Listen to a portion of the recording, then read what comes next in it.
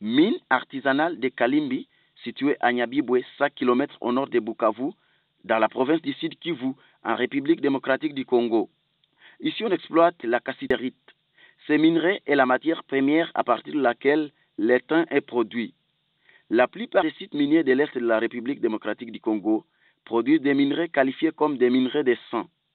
Ces mines figurent sur une liste noire internationale. Depuis l'année 2012, la mine artisanale de Kalimbi a été déclarée mine hors conflit. Cette certification est réalisée par le gouvernement congolais avec l'aide de ses différents partenaires en la matière. Grâce à cette certification, la mine est pour le moment enlevée de la liste noire et les minerais peuvent être exportés à l'étranger. Sur les sites, plus d'1 millier de creuseurs artisanaux sont visibles pour exploiter de la cassiterite qui sert traitée dans les fonderies pour en extraire l'étain utilisé dans la fabrication des appareils électroniques. Une fois extraits des puits, les minerais sont transportés par les porteurs pour être soumis à un contrôle par les services de certification avant d'être acheminés à Bukavu. Ces certificats prouvent que les minerais proviennent d'un site minier hors conflit, ce qui permet l'exportation des minerais à l'étranger. Kaboy Jacques est encadreur du service d'encadrement et d'assistance du Smile Scale Mining Kalehe. Donc, à partir du puits, nous suivons, nous les agents de SAESCAM, les divisions de mines. Quand on suit, on va à la lavage. Après le lavage, c'est maintenant là où on doit maintenant l'étiqueter. Mais si nous savons que ça sont des casserites doutées provenant d'un autre puits, donc dans le carré qui n'est pas certifié, là nous ne pouvons pas le taguer. Okay. Nous accusons directement cette casserite. Okay. La mine de Kalimbi est non seulement bénéfique aux creuseurs. Ici, plusieurs femmes exercent leurs activités économiques pour gagner leur paix quotidien. Nombreuses parmi elles disent que leur vie a changé positivement depuis qu'elles exercent les activités dans cette mine.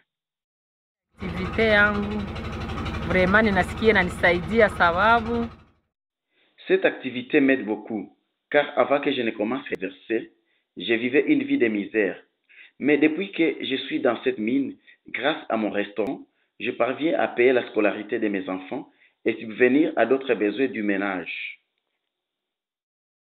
Parmi ces femmes, les unes se sont aussi intéressées comme les hommes aux activités minières qu'elles jugent plus lucratives. Chibalonza exerce ce travail depuis 1987 et s'est très satisfaite car elle est parvenue à scolariser tous ses enfants.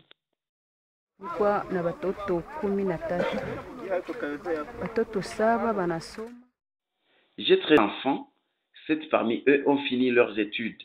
Il y a un licencié, un gradué et les autres sont encore au secondaire. Tous ont étudié grâce à ce travail. Par ce travail, je suis parvenu à acheter 2 champs et une maison. Bien que satisfaites, ces femmes voudraient voir que le nombre de comptoirs passe à la hausse pour qu'elles vendent au mieux offrant, parce que jusqu'à ce jour, il n'existe qu'un seul comptoir à Bukavu qui achète la cassiterite et qui impose son prix d'achat.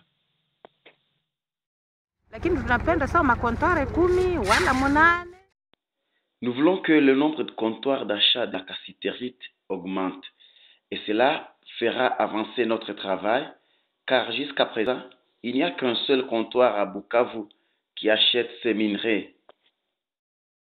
Certains chefs de ménage louent le travail que font ces femmes car cela contribue à la création de l'emploi, surtout en cette période difficile que traverse les pays.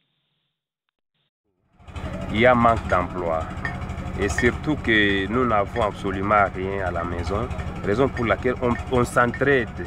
Moi avec ma femme, moi je travaille si je suis en train de travailler et ma femme aussi travaille ici, moyennant quelque chose pour voir si un peu on peut se retrouver chez nous à la maison.